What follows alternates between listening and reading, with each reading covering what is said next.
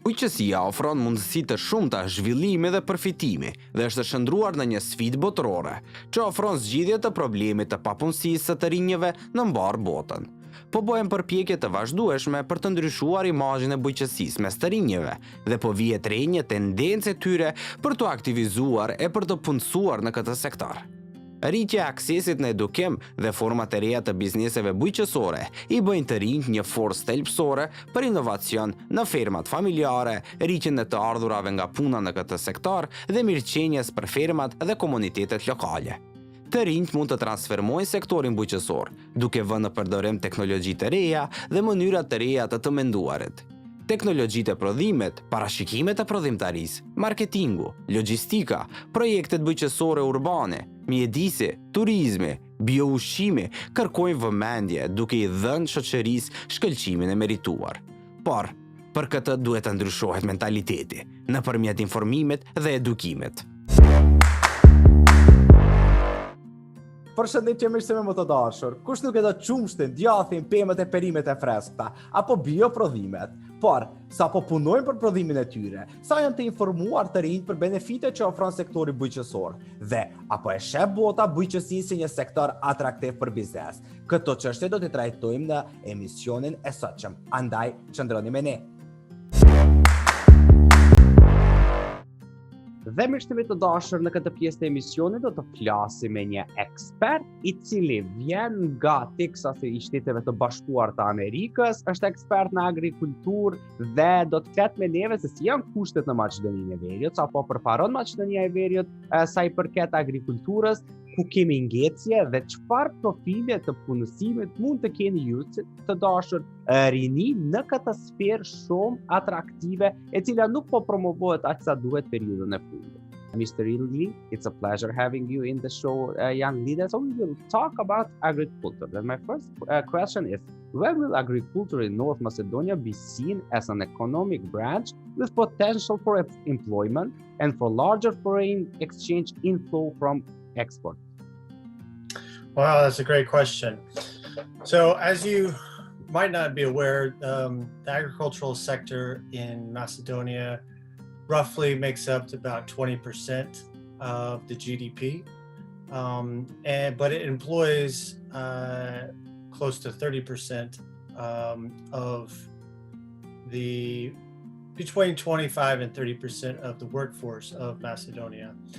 The issue that we're having here in Macedonia is that it's difficult to help the producers. So the producers are the ones that are producing the goods at the very basic level. Once you produce it, then you send it to the processors for processing and then out to the market.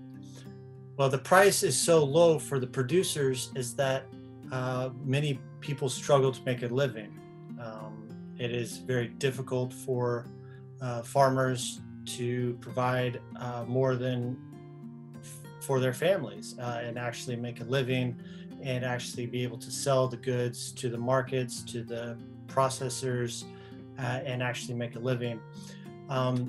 In order for Macedonia to, the agricultural sector in Macedonia to actually achieve, I would say, stability, is that they would need significant investment from the government, from outside forces, from other countries, but also from the business community as well, international businesses that invest at the producer level. So that is at the actual farmer level to help them grow their capacity and actually grow their market share. And so until that happens, Macedonia will still be falling behind or struggling to keep up with their neighbors, as well as in the Balkans, but also in their neighbors within European Union, which is so far advanced past the Macedonia agricultural sector currently. Mm-hmm. Is agriculture a promising field for career development, either on the intellectual or economical side? Of course. Agricultural production and processing is a fascinating field full of opportunities for individuals to be creative, to be to use advancements in technology to help produce new things or better produce things, be more efficient in their production, to be more economical or even environmentally friendly. And there is a lot of things that can be done, a lot of ways to be creative and changing the old ways of doing things and to create new ways of addressing the growing need of agricultural products for a growing population, not only in the area, but also worldwide. Being in agricultural industry is not just being a farmer growing tomatoes. I mean, there is a lot of marketing, there's a lot of technology involved now, and Macedonia has the opportunity, if people would be able to get into the market, into the industry, and develop and create new ways of making products or creative ways of sharing their products with the market.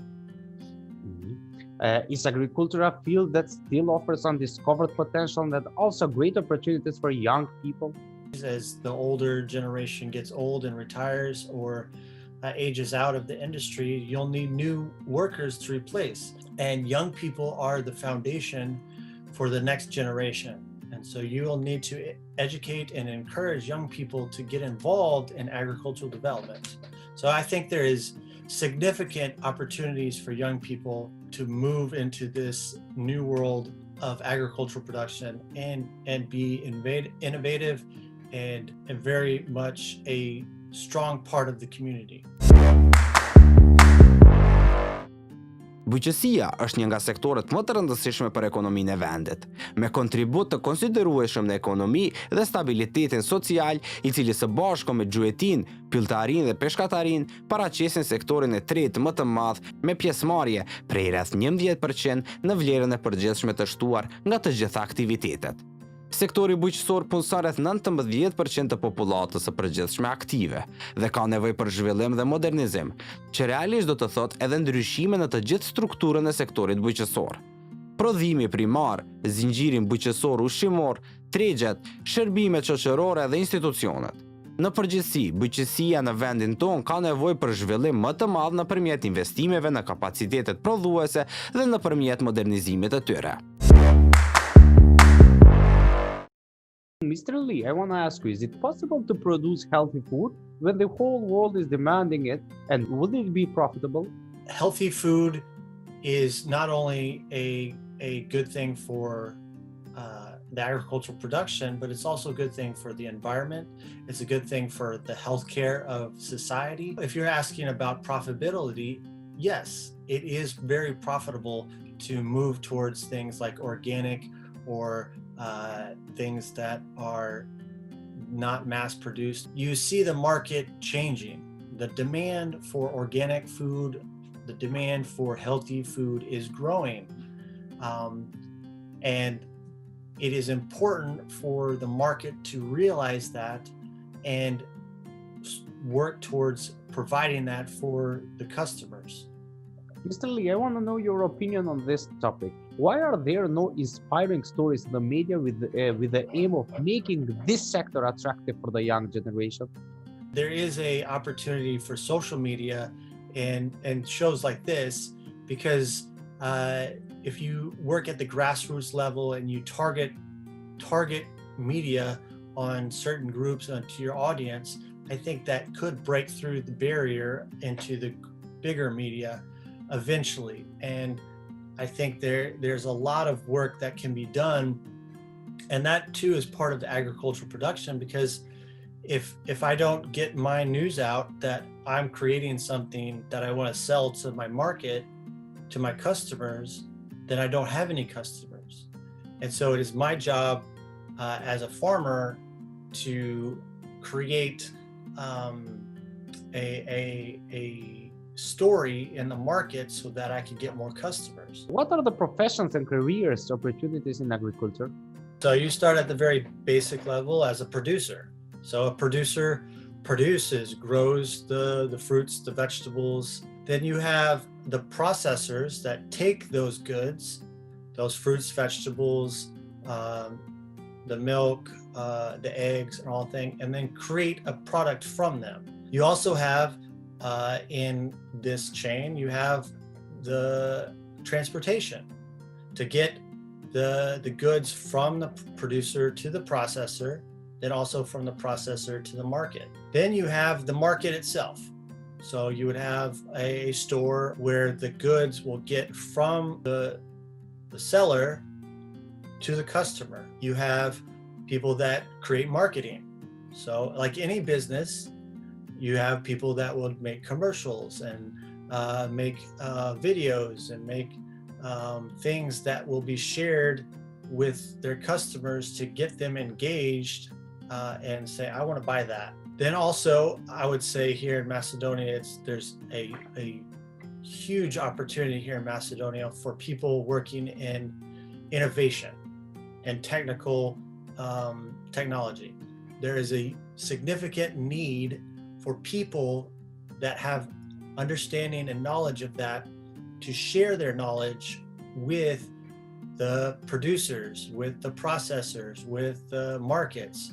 And when that happens, you create this chain where they're all connected. People are able to move up and down and get the needs and the services to the people in need when it comes to creating new technology. What is the impact of agricultural activities on the environment?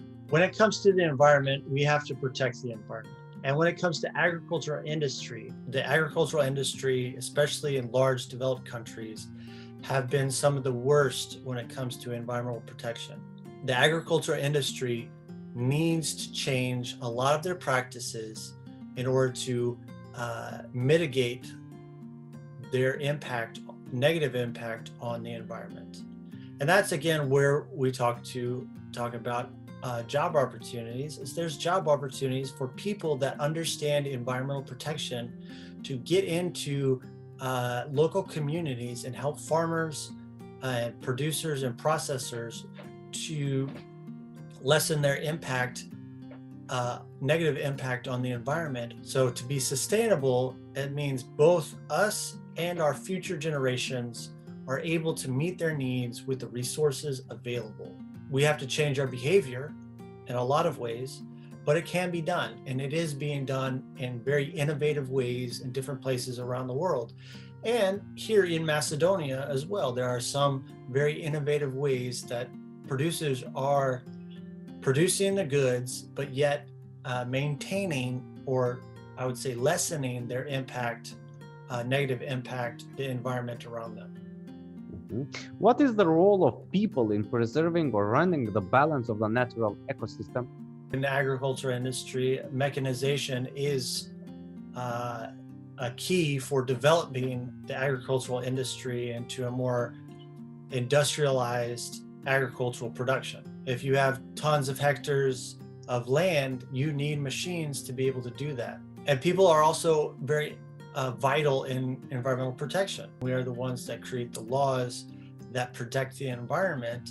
What kind of impact does technology have on agriculture? Technology would be able to be used in these areas to help know when to do the right things, when to prune, when to cut, when to fertilize, when to water, how the weather changes are impacting certain plants, even down to the very one singular plant in an entire vineyard. You can find out all this information with technology. The technology is available and it's out there and it's being used. If the government or the local municipalities would be able to come in and provide information technology resources for farmers, it could potentially increase their production. It would be sustainable moving into the future. So I think that is the most important thing that I think Macedonia could do, is to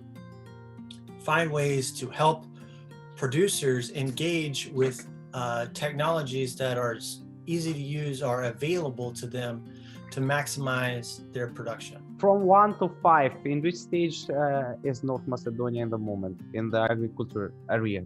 I would say a 2, but Macedonia has a lot of potential because we are located in a very unique place. Which would be your message to the young generation watching us now? grow something. You don't have to go have a huge farm, but grow something. Whether it's like a tree or a pepper plant or a flower. Because when you grow something inside of you, it impacts you in a way that changes your life. Thank you once again very much, Mr. Lee, for being part of the Young Leaders. I hope the next interview we will do live and we will not have coronavirus, and the agriculture level in North Macedonia will be on level 3.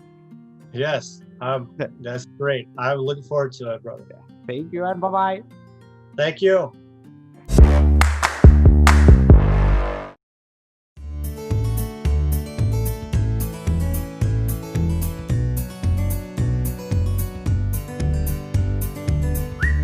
E ardhmja e botës varet nga adresimi I sfidave globale të tanishme. Duhet të krijojmë mjedise të qëndrueshme, të ushqejmë një popullat që rritet vazhdimisht dhe të mbrojmë ambientin. Ne duhet të mbajmë ekonominë globale të gjelbër.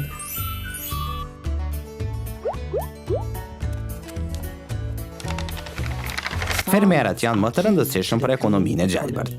Ata I rrisin të korrat për të ushqyer, mbathur dhe prodhuar burime të ripërtreshme për të gjithni.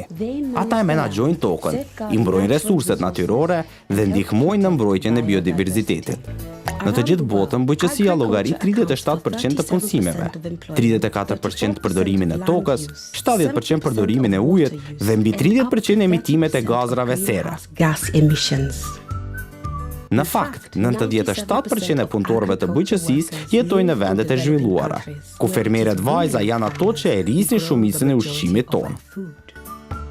Rritja e bujqësisë është 2 herë më efektive në uljen e varfërisë sesa ndonjë sektor tjetër dhe ka potencialin më të lartë për zbutjen e emitimeve të karbonit. Ne do të kemi nevojë për 70% më tepër ushqim në dispozicion deri në vitin 2050. Duhet të arrisim produktivitetin dhe të zvoglojmë mbeturinat. Ne duhet të ndihmojmë fermerët të ndajnë dijen dhe të kenë qasje në trajnime dhe inpute të cilat ju nevojiten për të përmirësuar kuantitetin, kualitetin dhe diverzitetin e të korrave që ata I rrisin. Të ndihmojmë ata që të adoptojnë në ndryshimin e modelit të motit për të mbajtur tokën pjellore dhe për t'i trajtuar dëmtuesit. Fermerët po ashtu ka nevojë për qasje më të mirë në treg për të marrë pajisje dhe informata po ashtu, për të shitur të mbjellurat e tepërta me lehtësi dhe në mënyrë të përballueshme për t'i zvogluar mbetjet. Këto përfshin komunikim lokal të magazinimet dhe sisteme transporti.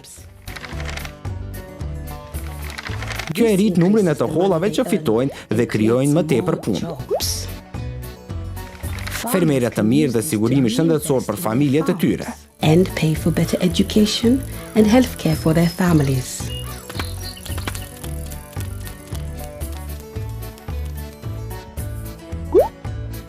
Kur fermat ekzistuese janë më produktive, habitatet natyrore dhe biodiverzitetin që ata e mbështesin mund të mbeten të paprekura dhe pyjet mund të vazhdojnë të tërheqin karbonin dhe të ulin emitimet e përgjithshme të lidhura me ndryshimet klimatike. Praktikat e qëndrueshme të bujqësisë, si punimi I ruajtjes, po ashtu ndihmojnë në parandalimin e degradimit të qelizave dhe e mbajnë karbonin në tokë. Teknologjitë si ujitja me pika e reduktojnë sasinë e ujit që fermerëve u duhet që të përdorin. Bujqësia është esenciale për ekonominë e gjelbër. Le të kthejmë nga ana e kundër rënien e madhe të shpenzimeve qeveritare dhe ndihmën e huaj në bujqësi që është prezente prej viteve 1980. Le të investojmë në hulumtime bujqësore dhe të krijojmë politika në bazë shkencore që u japin fermerëve një shumë zgjidhjesh inovative të cilat mund t'i zgjedhin. Le të përmirësojmë aftësitë e bujqësisë për krijimin e punëve dhe mirëmbajtjen e ambientit. Gjatë 40 viteve të ardhshme, na duhet të sigurojmë ushqim, ujë, punë, shtëpi, arsim dhe energji elektrike për më shumë se 158.000 njerëz për çdo ditë. Le të mbështesim bujqësinë e qëndrueshme për një ekonomi të gjelbërt, duke radhitur atë në vend të parë.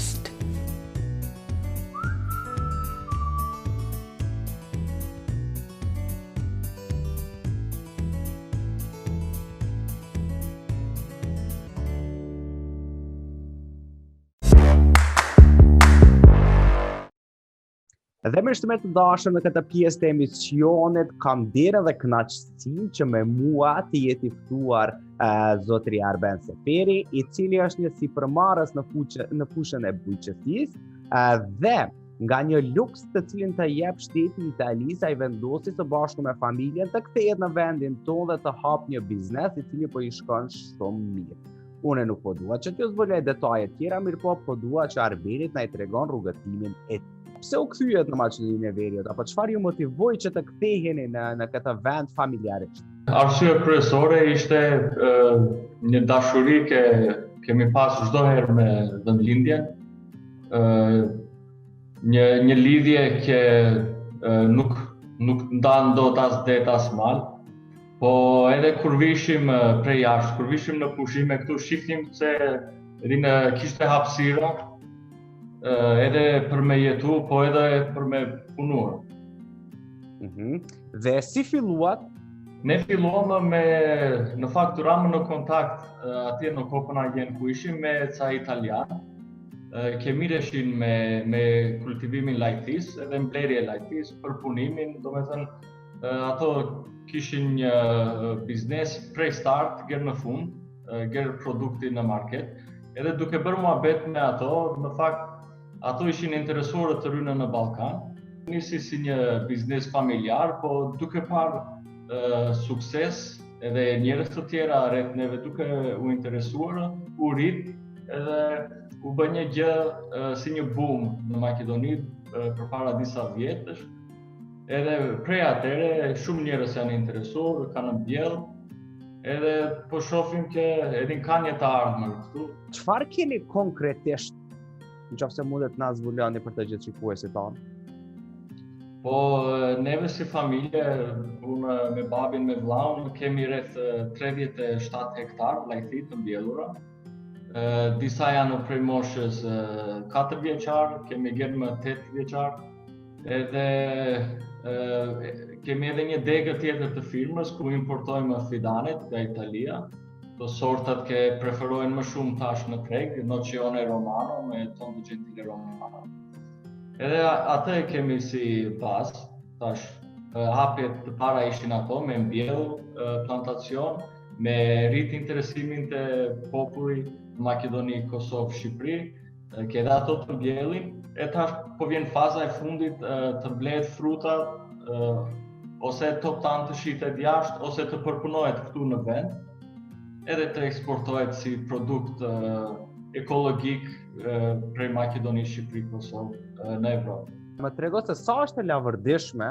Çmimet variojnë pe 2 euro e gjysmë, gjerë më 3 euro, paret viti edhe tregu. Lajthia është edhe në berzë, domethënë kur hipet berza, normalisht hipet çmimi, kur ulet çmimi i lajthis. Po them për një familje, shembull ose një njeri ose 2 veta, shumë lehtë mund të menaxhosh rreth 2-3 hektar me pak mjete, edhe nuk kërkon shumë punë, se sa gjëra tjera në bujqësi. Mendoj ajo njerë kërkon punë në fillim kur lavrohet toka, kur mbyllet tema, edhe psaj më shumë ke vetëm mirëmbajtje, por edhe vaditjen, krasitjen edhe mbledhjen e lajthis. Do me thënë nga bisedat të cilë po e zhvillojmë zotri Arben, ju po thoni që I keni të garantuar shitje në një farë mënyre, para se të hyni në këtë biznes. Po, neve për vektë kemi lidhur disa marrëveshje me një firmë italian, që edhe prej ato bashkëpunojmë për fidanet. Garantuar nuk di, se këtë vjet shkak pandemisë nuk ka mbledhje shembull në Itali, po pritet të ristartohet blerja në pranverë. Edhe për ndryshe, sa kërkesë ka prej Italie, mallin ton bashkë me myshterit tonë, mundohemi t'ja gjejmë pazarin në Itali, por me më rëndësi është këto planet që kemi për punimin e mallit në Maqedoni. Në këtë mënyrë e heqim middleman, si thonë anglisht, njeriu në mes 2 tregave, edhe e shesim direkt në treg konsum. Po sa ju ka ndihmuar shteti në këtë rrugëtim tuajën? Të them drejt, unë personalisht jam kënaqur nga themi subvencionet të shtetit, japin mundësi të marrësh tokë me qira, koncesion, japin edhe rreth 500 euro në hektar për mirëmbajtje, që i ke çdo vjet, por edhe kur e bën plantacionin, kur i mbjell fidanet, mbulojnë rreth 50-70% të shpenzimeve, të mbjelljes edhe sistemin ujitjes. Këto subvencionet ndihmojnë shumë, se viteve të para nuk ke frut, domethënë nuk ke fitim, po subvencionet mbulojnë shpenzimet, domethënë del dikundi 0-0, po pastaj kur nisën prodhimi për viti 4-5 në tutje, është profitabël mjaft. Plus subvencionet i ke prap, që është një ndihmë e madhe. Po, jeni një storje me të vërtetë inspiruese zotri Arben, dhe unë duke ditur faktikisht dua t'ju bëj një pyetje që shekulli 21 me gjithë këto strese të cilat po i ofron jeta dinamike, unë kam një mendim që bujqësia është profesioni më relaksues të cilin mund ta punojmë. A pajtoheni edhe ju me këtë mendim? Po, pajtohem. Se unë me vllaun jemi kthyer për jashtë, jemi lindur rritur jashtë, edhe nuk dishim gjë për bujqësi, derisa nisëm me plantacion ato. Është një punë që do punë fizik, jo shumë, po e do, po e ke mjetet është edhe më lehtë, po do edhe logjik, edhe besoj se çdo njeri që koncentrohet mund ta bëjë këtë. Punë është punë sezonal, domethënë neve dimri tash pushojmë, verës disa muaj kemi punë, do shta 2-3 muaj intensiv të themi, nga 4-5 orë në ditë, po ne kemi sipërfaqe të mëdhenj. Për bujku që do të nisë me 2 hektar, 3 hektar, mendoj se je shumë sakt, nuk ka shumë punë, është puna si relax, mund të shijosh edhe natyrën, po në fund të ditës ke diçka që e ke rrit vet, e ke prodhuar vet, edhe besoj që edhe mund të bësh një jetesë për atë. Po. Dua të dal te kjo pjesa që the që e ke rrit vet dhe faktikisht e ke mbjell vet. Çfarë satisfakcioni ose sa të bën të ndjehesh mirë momenti që shet diçka tënde? Po, jo, se kur e mbjellën ti atë është si një fëmijë i vogël. Duhet të rish në kokë, duhet të vaditish, duhet të krasitish, të jepsh një formë, domethënë krejt këto gjëra ti bën vetë. Edhe pse kur vjen ajo momenti pas në vitin 3-4 kur nisën të lidhe kokra, kur e kaputën atë kokën, kur e han ose kur e ndan me familjen, me fëmijët, është një ndjenjë plotësues, domethënë ke bërë gisendi pe asgjë, e ke rrit, e ke bërë diçka që edhe në shumë njerëz mund ta shijojnë edhe vetë të kënaq syrin kur shef diçka e bukur, natyrshëm edhe ke bëhet me punë. Cili do të kishte qenë sugjerimi juaj që rinia në të ardhmen të fokusohet në sferën e bujqësisë?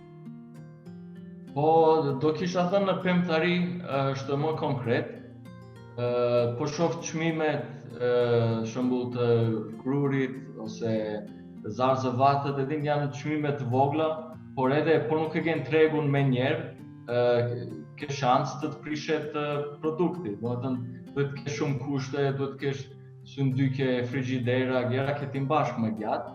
A me fruta të thata është pak më ndryshe. Për shembull, lajthia nuk duhet të kesh ndonjë magazin kush e di sa e madh, nuk duhet të kesh frigidere për me mirëmbajt. Edhe ka një afat gjatë, domethënë mund ta mbash për disa vjet edhe nuk prishet. Për shembull, këtë vjet me pandeminë, shitja është godalsuar, po nuk na prish neve punë, se ne i kemi fut në magazin, edhe po jo tash, pas një muaj, pas 2 muaj, kur do na pëlqejë çmimi, ne e nxjerrim në treg dhe e shesim. Pra do kisha sugjeruar fruta të thata. Si më suksesshëm. Po shpresoj që takimin ton të radhës ne të vim t'ju vizitojmë në fushat tuaja dhe mos të ekzistojë kjo pandemi dhe të shihemi live. Po, ju faleminderit edhe unë shumë për kohën, për interesin, edhe jeni mirë pritur në çdo kohë. Faleminderit. Tong. Po.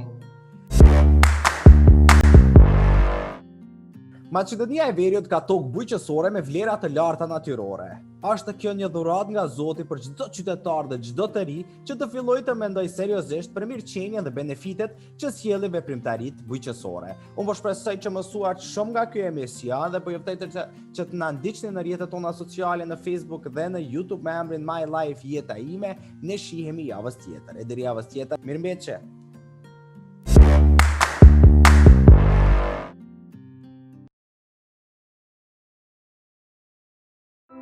Pse këmbët që i mësove të ecin, sot i rëzon? Pse duart e tua për të cilat kam aq nevojë nuk më përgzelin, por vazhdojnë të më mshojnë? Pse me zërin tënd të ëmbël nuk më këndon? Pse s'më këshillon dhe kur unë gaboj?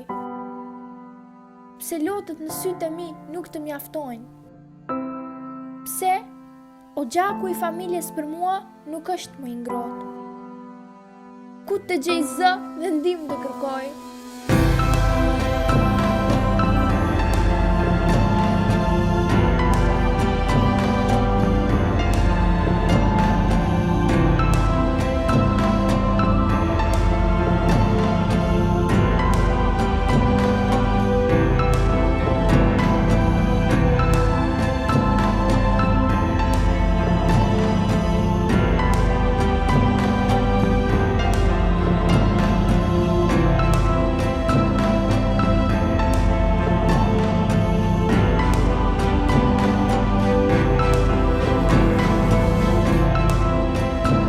Fëmijëri më të sigurt, në shkruani peticionin kundër dhunës fizike, psikologjike dhe seksuale ndaj fëmijëve, të cilën mund ta gjeni në Facebook faqen My Life Jeta ime.